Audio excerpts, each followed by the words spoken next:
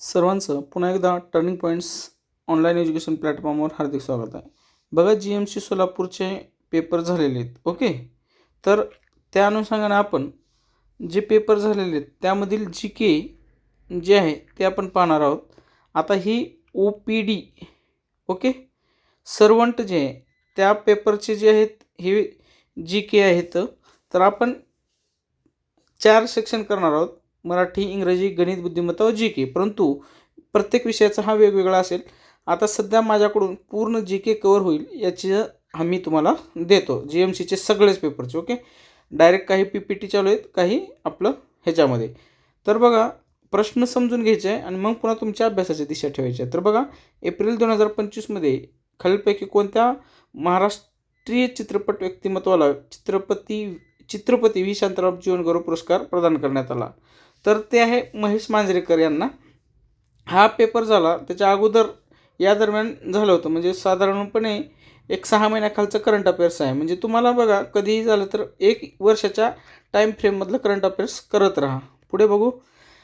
मार्च 2025मध्ये महाराष्ट्र राज्यपाल CP राधाकृष्णन यांच्याकडून खालीलपैकी कोणाला Lokmat Maharashtrian of the year पुरस्कार देण्यात आला? तर विद्यमान मुख्यमंत्री देवेंद्र फडणवीस यांना तो जाहीर झाला. ओके, म्हणजे याचा अर्थ काय की वेगवेगळ्या वृत्तपत्राकडून जे जसं टाइम्स ऑफ इंडिया आहे, इंडियन एक्सप्रेस आहे, यांच्याकडून जे पुरस्कार दिलं जातं आणि त्यात मेन पुरस्कार तो देखील तुम्हाला करंट अफेअर्सच्या ह्याच्यामध्ये अभ्यास करायचा आहे. पुढे आहे, खालीलपैकी कोणत्या घटनेमुळे अनंत कानेरे यांना अवघ्या 18 वर्षांच्या लहान वयात फाशी देण्यात आली? British collector Arthur mason tips Jackson यांची हत्या करणे. आत्तापर्यंत बघा कधीही जॅक्सनचा हत्या असाच शब्द आलेला आहे, परंतु आज या पहिल्यांदा काय तर आर्थर मेसन टिपेट्स हे असं पूर्ण नाव आहे. हे देखील तुम्हाला एक एक्झामच्या दृष्टीने लक्षात ठेवणं महत्त्वाचं आहे, कारण असं पहिल्यांदाच विचारलं गेलेलं आहे. परंतु ह्यावर प्रश्न जे आहे यापूर्वीच्या कुठल्याही जर डिपेंड केलं परीक्षेचा विचार करता तर हा प्रश्न रिपीटेड आहे असं मी तुम्हाला ठामपणे सांगू शकतो. ओके, त्यानंतर पुढचा प्रश्न आहे आपला. मे 2025मध्ये सुरू करण्यात आलेल्या महाराष्ट्र गृहनिर्माण धोरण माझे घर माझे अधिकार उद्दिष्ट काय? तर हे बघा, सेंट्रलमध्ये केंद्र सरकारनं 2022पर्यंत घरं देण्याचं उद्दिष्ट ठेवलं होतं, बरोबर. त्याच अनुषंगानं महाराष्ट्र शासनानं देखील अशा प्रकारे उद्देश ठरवलेला आहे. आणि त्यात काय 2030पर्यंत जे आहे लाखो घरं पडणारी घरे बांधणे असा उद्देश ठेवलेला आहे. आता अशा प्रकारचे प्रश्न तुम्हाला डेली करंट अफेअर्स वाचले किंवा टर्निंग पॉईंट्स टेलिग्राम चॅनलवरती तुम्हाला डे टू डे जरी करंट अफेअर्स पाहिजे असतील तर ते मोफत आहेत, ते तुम्ही वाचू शकता. ओके, असा फॅक्च्युअल डाटा असतो, हे तुमच्या लक्षात आलं पाहिजे अभ्यास करत असताना. पुढे मे 2025मध्ये मंजूर झालेल्या 2030पर्यंत 35 लाख परवडणारी घरे बांधण्याचे उद्दिष्ट असलेल्या महाराष्ट्र नवीन गृहनिर्माण धोरण काय आहे? तर माझे घर माझा अधिकार. आता पुन्हा एकदा इथं कसं आहे, आता मी तुम्हाला काही गोष्टी सांगतो की आपण कुठल्या प्रकारे म्हणजे उत्तर आपलं एकाच प्रश्नपत्रिकेमध्ये कसं त्यांनी दिलेलं आहे. बघा, वरचा जो प्रश्न होता प्रश्न क्रमांक 4 काय होता? महाराष्ट्र गृहनिर्माण धोरण काय?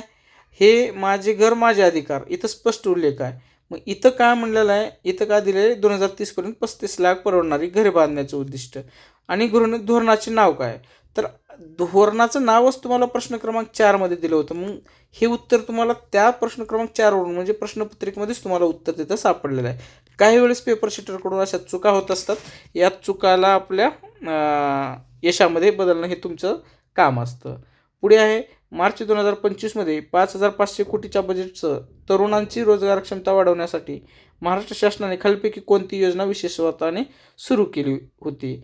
तर मुख्यमंत्री युवा कार्य प्रशिक्षण योजना. सुरुवातीला ही 6 महिन्यासाठी सुरू केली, त्यानंतर आंदोलन केल्यानंतर 5 महिने केली, परंतु आता आंदोलन करून देवेंद्र फडणवीस कडे मागणी करण्यात आली की 11 महिने हे करण्यात येईल, 11 महिन्याची. मग ती झाली, इलेक्शनचं असल्यामुळं ते झालं मान्य. परंतु नंतर नागपूर अधिवेशनाच्या वेळेस आंदोलन झालं, परंतु ते काही मान्य केलेलं नाही आणि अधिवेशनात देखील आत्ता त्यांनी केलेलं आहे. ते आता प्रयत्न करत राहणं गरजेचं आहे. ओके, आपण सगळं GK पाहणार आहोत आणि GK जे आहे ते तुम्हाला ग्रुप वाईजच पेपर हा ग्रुप वाईज होता, ही एक तुम्ही लक्षात घ्या. बाकी मराठी, इंग्रजी, गणित, बुद्धिमत्ताचं वेगळं सिरीज असेल, गणित मॅडम घेतील.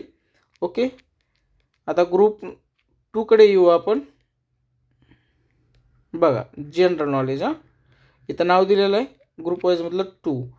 खालीलपैकी कोणत्या व्यक्तिमत्वाने परदेशी कपड्याविरुद्ध आंदोलन केले आणि महात्मा गांधींच्या स्तुतीच्या जयघोष करून महाराष्ट्रातील ब्रिटिश आर्थिक धोरणांना थेट आव्हान दिले? आता मुद्दा काय आहे माहिती आहे का, बाबू गेनू हे ट्रकच्या म्हणजे विदेशी कापडाची होळी करत असताना ट्रकच्या समोर उभे राहिले, म्हणजे त्याला विरोध केला आणि आणि त्यामुळं काय तर त्या म्हणजे ब्रिटिशांनी त्याच्या अंगावरून ट्रक घातला, त्या बाबू गेनू शहीद झाले. ओके, म्हणजे महात्मा गांधीचं जे स्वदेशी चळवळ होतं त्यासाठी बलिदान यांनी दिलेलं आहे. आता माधवराव बागुल, लहुजी वस्ताद साळवे यांचा संबंध या आंदोलनाशी येत नाही. याचं कारण हे म्हणजे दांडपट्टा वगैरे शिकत होते आणि महात्मा फुले यांच्याकडे जात होते, ही एक गोष्ट लक्षात घ्या. अनंत लक्ष्मण कानडे हे क्रांतिवादी म्हणजे क्रांतिकारक होते. माधवराव बागेल हे लेटेस्ट समाजसुधारक आहेत समजा, म्हणजे त्यांचा एवढा इकडं येत नाही संबंध ह्याच्या संदर्भात. पुढे आहे statement on climate for the state of Maharashtra 2024 नुसार 2024मध्ये महाराष्ट्रात नोंदवलेले सरासरी वार्षिक भूपृष्ठ हवेचे तापमान किती आहे? तर ते 26.19 डिग्री सेल्सिअस. हे माझ्या काही वाचण्यात आलं नव्हतं, परंतु ठीक आहे. आता असे प्रश्न काही असतात की जे आउट ऑफ द बॉक्स असतात, परंतु वर्तमानपत्रात आलेलंच असेल, त्याशिवाय ते दिलेलं नाही. पुढे आहे खालीलपैकी कोणता घटक सागरी प्रवाहांची सुरुवात करण्यासाठी जबाबदार असलेला प्राथमिक बल मानला जात नाही असं म्हणलेलं आहे. सौर ऊर्जेद्वारे गरम करणे, त्यानंतर चंद्रभरती ओहोटी आणि वारा, ही सगळ्या गोष्टी आहेतच बरं का. ह्या 3 गोष्टी आहेत, अपिकेंद्री बल याला जबाबदार नाही. पुढे आहे पशुसंवर्धन आकडेवारी 2024 नुसार 2023-24 या आर्थिक वर्षात भारतातील राज्यामध्ये एकूण उत्पादनात भारताचा कितवा क्रमांक आहे? 5वा. अशा प्रकारचे प्रश्न तुम्हाला आर्थिक पाहणी अहवाल ज्यावेळेस डिक्लेअर होतं त्या ह्याच्यामध्ये तुम्हाला ते मिळत असतं, हे ध्यानात ठेवायचं आहे. ओके, त्यानंतर खालीलपैकी कोणते राज्य हे महाराष्ट्राच्या उत्तरेस आहे? महाराष्ट्राच्या उत्तरेस. ओके, नकाशा व्यवस्थित नाही आला तरी कृपया समजून घ्या. वरच्या बाजूला जे आहे ते महाराष्ट्राच्या उत्तरेस मध्य प्रदेश हे राज्य आहे, हे लक्षात ठेवा.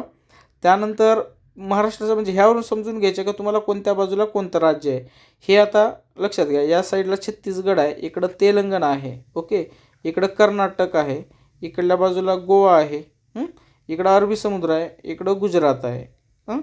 तेलंगणा इकडल्या बाजूला. समजत असेल अशी अपेक्षा करतो. ओके, काय करायचं हे तर समजत असेल ना अभ्यासाचं. ओके, त्यानंतर वसाहतकालीन महाराष्ट्रातील सामाजिक दृश्यवृत्ती आणि विषमतेविरुद्ध लढण्यासाठी खालीलपैकी कोणत्या समाजसुधारकाने सत्यशोधक समाजाची स्थापना केली? तर ते महात्मा ज्योतिराव फुले. ओके, 1873 साली याची स्थापना झालेली आहे. आता तुमचा वेळ टाईमपास व्हावा म्हणून यांना विचारायचं असतं तर सत्यशोधक समाजाची स्थापना कोणी केली एवढा जरी विचारला असतं तरी त्याचं भागलं असतं, परंतु तुमचा वेळ कंझ्युम करावा त्यासाठी हा प्रश्न एवढा मोठा विचारलेला आहे. आता पार्ट 3 बघूया. बघा पुढे बँकिंगमधील फ्रॅक्शनला रिझर्व्ह सिस्टीमचे महत्त्व खालीलपैकी कोणते आहे? फ्रॅक्शनला. ओके, यामुळे पैशांच्या पुरवठ्यात अमर्याद वाढ होते. त्यानंतर यानुसार बँकांना ठेवींच्या बदल्यात 100% राखीव निधी ठेवावा लागतो. याच बँकिंग सिस्टीमवर कोणताही परिणाम होत नाही. हे सर्व उदाहरणं चूक आहेत. हे बँकांना त्यांच्या ठेवीच्या केवळ काही अंशच राखीव निधी म्हणून ठेवण्याची परवानगी देते. जर समजा 100% राखीव निधी ठेवावा लागला तर मग त्यांनी बिझनेस कसं करणार? ओके, बरोबर आहे का नाही? याचा बँकिंग सिस्टीमवर कोणताही परिणाम होईलच. असं जर झालं तर ह्याचा संबंध येऊ शकतो. ओके, त्यानंतर यामुळे पैशांच्या पुरवठ्यात अमर्याद वाढ होते, असं होत नाही. अर्थशास्त्राचा हा प्रश्न आहे.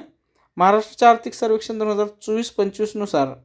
आता ही बघा, मी तुम्हाला काय म्हटलं होतं की इकॉनॉमिक्स सर्वे आता काय होईल माहिती आहे का, 2024-25चा आलेला आहे बरोबर.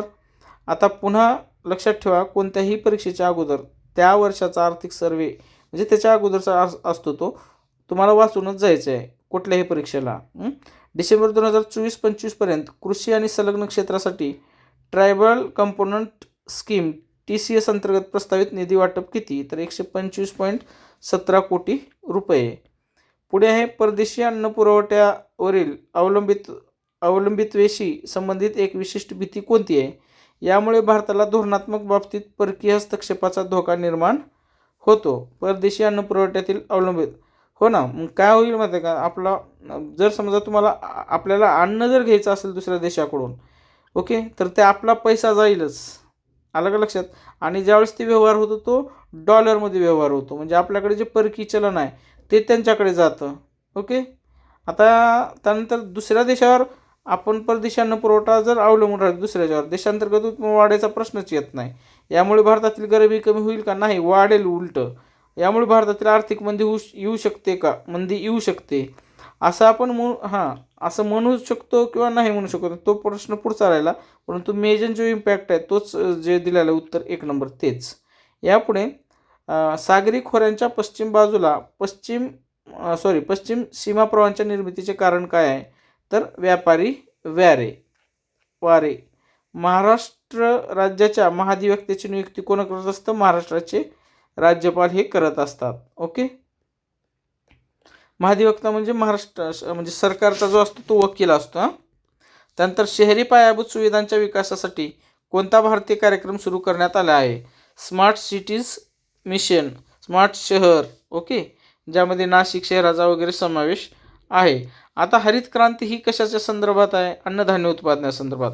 ऑपरेशन फ्लड हे दुग्ध उत्पादनामध्ये. ओके, ह्याच्याशी निगडीत असलेली व्यक्ती आहे वर्गीस कुरियन, ज्यांचं निधन झालेलं आहे. वर्गीस कुरियन. आणि शहरी पायाभूत हरित क्रांतीला एम.एस. स्वामीनाथन. ओके. माझ्या मते एम.एस. स्वामीनाथन यांचं 2025 हे जन्मशताब्दी वर्ष आहे म्हणून प्रश्न आला असेल किंवा येईल बा असं येणाऱ्या काळामध्ये. ऑपरेशन मनरेगा माहीत आहे, याचं विकसित भारत असं केलेलं आहे नाव. तर ते एक लक्षात ठेवायचं. नवीन मनरेगा योजना म्हणजे काय? Mahatma Gandhi national rural employment guarantee assurance ही जगातील अशी योजना आहे, सर्वात मोठी योजना आहे. या अंतर्गत 100 दिवसाचं कामाची हमी दिली जात होती. परंतु जी विकसित भारत जी योजना ह्याचं नामकरण केलेलं आहे त्यात 125 दिवसाचं कामाची हमी दिलेली आहे बरं का. ओके, 125 दिवस हे पण लक्षात ठेवायचं आहे तुम्हाला. त्यानंतर महाराष्ट्रामधील वास्तविक कार्यकारिणी प्राधिकरण, वास्तविक म्हणजे जे प्रत्यक्ष काम करतात यांच्याकडे असतात, तर ते मुख्यमंत्री व मंत्रिमंडळ यांच्याकडे. राज्यपाल यांच्याकडे नसतात. ते रिअलमध्ये कोण असते ग्राउंड फील्डला नेहमी चर्चेत उत्तरं देण्यासाठी किंवा ह्यावरून लक्षात घ्यायचं, ह्या नावावरून मुख्यमंत्री, सन्माननीय मुख्यमंत्री आणि मंत्रिमंडळ. ओके. आता चौथा प्रकार पाहू, चौथा नॉलेज आपलं GK पाहू. ग्रुप 4मधील GK जे आहेत हे अशा आता त्यामधील पाहतो आपण. खालीलपैकी कोणते रासायनिक संयुग हे pH 8.5 पेक्षा कमी असताना रंगहीन असते आणि pH म्हणजे सामू 9 पेक्षा जास्त झाल्यावर गुलाबी ते गडद लाल रंगाचे होते? फेनॉप्थॅलिन याचा ही रासायनिक गुणधर्म आहे. पुढे आहे भारतीय संविधानातील खालीलपैकी कोणता अनुच्छेद राज्याला ग्रामपंचायती संघटित करण्यासाठी व त्यांना स्वराज्याचे मूळ घटक म्हणून कार्य करण्यास समर्थ करण्यासाठी आवश्यक असतील असे अधिकार व प्राधिकार बहाल करण्यास निर्देश देते? तर हे आर्टिकल 40 जे आहे ते ग्रामपंचायतीच्या संदर्भात आहे, असा देखील तुम्हाला प्रश्न येऊ शकतो आणि हेच आपलं उत्तर आहे. ओके, समजलं. आणि ही कलम जी आहे ते मार्गदर्शक तत्वाअंतर्गत नमूद आहे, हे पण लक्षात ठेवा. मार्गदर्शक तत्वे किती याच्यामध्ये आहेत? भाग 4मध्ये आहेत. भाग 3मध्ये जे आहेत ते मूलभूत हक्क आहेत, हे पण लक्षात ठेवा. ह्या अनुषंगाने अनुवंशिक स्तरावर व्यक्तींचे गुणविशेष निश्चित करण्यासाठी खालीलपैकी काय महत्त्वाचे आहे? तर प्रथिने जे प्रोटीन्स आहेत ते महत्त्वाचे आहेत, बाकी इतर गोष्टी नगण्य आहेत. नगण्य म्हणजे त्यांचा संबंध नाही. 1950 साली भारतीय संविधान लागू झाल्यानंतर खालीलपैकी कोणत्या नावाने फेडरल पब्लिक सर्व्हिस कमिशनची जागा घेतली? अर्थात UPSCची, union public service commission. Okay, म्हणजे आपण प्रजासत्ताक कधी झाला, आपलं संविधान काम पूर्ण कधी झालं, म्हणजे त्याचं स्वीकृती कधी झाली? 26 नोव्हेंबर 1949ला. हे पण लक्षात ठेवा, 1949. आणि संविधानाची अंमलबजावणी झाली 26 जानेवारी 1950 यावेळी. तर एक लक्षात ठेवा की हे जे आहे त्यावेळेस फेडरल जी पब्लिक सर्व्हिस होतं त्याचं नाव बदलून आता UPSC झालेलं आहे. UPSCच्या संदर्भात असलेलं कलम 315 आहे, हे देखील परीक्षेत विचारलेलं आहे. पुढे चालून जर समजा आता समजा आताचं सोडून द्या, परंतु तुम्हाला एक लक्षात ठेवायचं आहे की सध्याचे UPSCचे अध्यक्ष वगैरे कोण आहेत हे तुम्हाला लक्षात ठेवायचं आहे. ओके, भारतीय लोकसेवा आयोग नाही, union public service commission UPSC असं आहे. भारतीय लोकसेवा आयोगला बी टिक केले असतील काही परिणाम केलेलं आहे, तर ते सिल्ली मिस्टेक झाली म्हणून समजा. ओके, तर MPSC हे UPSCच्या म्हणजे महाराष्ट्र पब्लिक सर्व्हिस कमिशन, तसंच प्रत्येकाचं PSC असते, म्हणजे राज्याचं जसं केंद्राचं UPSC तसं PSC स्टेटसाठी. पुढे भारतीय संविधानातील खालीलपैकी कोणता अनुच्छेद समाजातील दुर्बळ घटकांच्या शैक्षणिक आर्थिक हित संवर्धनाला चालना देण्याचे उद्दिष्ट ठेवतो? तर आर्टिकल जे 46 आहे ते ह्या संदर्भात आहे. ओके, बाकीचे आर्टिकल जे आहेत ना, आता त्यापैकी बाकीचे जे आर्टिकल आहेत त्यापैकी आर्टिकल जे 47 तुम्हाला दिलेलं आहे त्याचा उद्देश किंवा त्याचा म्हणजे तरतूद काय? तर जनतेच्या राहणीमानीचा दर्जा जो आहे तो सुधारणे, जनतेच्या राहणीमान आणि सार्वजनिक जीवनमधलं आरोग्य सुधारणे, सार्वजनिक आरोग्य सुधारणे. ओके, राहू द्या लक्षात, सार्वजनिक आरोग्य सुधारणे. आता कलम 48 हे तुम्हाला ज्यावेळेस गोहत्याबंदी झाली त्यावेळेस खूप वेळेस चर्चेत आलं होतं हे, तर हे बी पाठ झालं असेल जुन्या विद्यार्थ्यांना, बरोबर. आधुनिक व शास्त्रीय पद्धतीने शेतीचे व पशुधनाचे संवर्धन करणे. शेवटी गोहत्या नावावरून लक्षात ठेवा तुम्ही. आता त्यानंतर जे आर्टिकल 51A आहे ते बऱ्याच वेळेस विचारलं गेलेलं आहे, आणि ते जे आहे आर्टिकल 451A ते मूलभूत कर्तव्ये याच्याशी संदर्भात आहे. ह्या बाकीच्या इतरांपेक्षा यावर बऱ्याच वेळेस प्रश्न आलेला आहे. कृपया करून हे जे आहे हे लक्षात ठेवा, 51A आहे, आणि ही 51A जे आहे ते जे आहे भाग कितव्यामध्ये आहे? तर ते भाग 4मध्ये नाही, तर भाग 4चा A मध्ये आहे, बरं का. भाग 4 हा मेन झाला, बरोबर. त्यानंतर भाग 4A मध्ये ह्याचा समावेश आहे. परंतु हे ज्यावेळेस संविधान लागू झालं त्यावेळेस होतं का? तर त्यावेळेस नव्हतं. 42वी घटना दुरुस्ती झाली, ती झाली 1976ला, आणि त्यावेळेस इंदिरा गांधी या पंतप्रधान होता, आणि त्यावेळेस जे आहे मूलभूत कर्तव्यांचा समावेश केला गेला. 42वी घटना दुरुस्ती ज्यावेळेस झाली त्यावेळेस एकूण 10 मूलभूत कर्तव्ये समाविष्ट केली. ओके, आता ह्या संदर्भात क्लिअर करून घेऊ आपण. हे भाग 4A मध्ये आहे, आणि ह्याची समावेश जो झालेला तो 1976 साली झालेला आहे, आणि 42वी घटना दुरुस्ती या अंतर्गत झालेले आहे. ओके, त्यावेळेस पंतप्रधान होत्या स्वर्गीय इंदिरा गांधीजी. ओके, इंदिरा गांधीजी.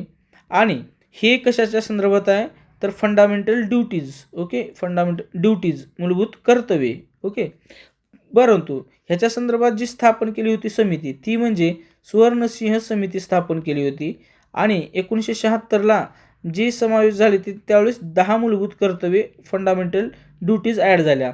परंतु त्यानंतर जी झाली ती 86वी घटना दुरुस्ती झाली, आणि ही 86वी घटना दुरुस्ती 2002ला झाली. त्यामुळं काय झालं, एक मूलभूत कर्तव्य ॲड केलं गेलं, ते म्हणजे शिक्षणविषयक मूलभूत कर्तव्य, आणि हे शिक्षणविषयक मूलभूत जे कर्तव्य आहे ते 11वे मूलभूत कर्तव्य आहे. आलं. आणि ह्याच्यामध्ये मूलभूत कर्तव्य स्पष्ट उल्लेख आहे 11व्या याच्यामध्ये, 6 ते 14 वयोगटातील पाल्यांना शिक्षण देणं हे पालकांचं म्हणजे त्याच्या आईवडिलांचं कर्तव्य आहे असं स्पष्ट उल्लेख केलेला आहे. आता तुम्हाला बऱ्याच वेळेस मूलभूत कर्तव्याबद्दल परीक्षेत प्रश्न देखील आलेला आहे, तर ते तुम्ही वाचून जायचे आहे, जे पाठ्यपुस्तकाच्या शेवटी आहे. त्यानंतर आपण बघा विज्ञानाच्या संदर्भात प्रश्न, जेव्हा हायड्रोक्लोरिक आम्लासारखे ॲरेनियस आम्ल पाण्यात विरघळते तेव्हा ते डॅश डॅश उत्सर्जित करते, तर हायड्रोजन आयन प्लस उत्सर्जित करत असते, हे लक्षात ठेवा.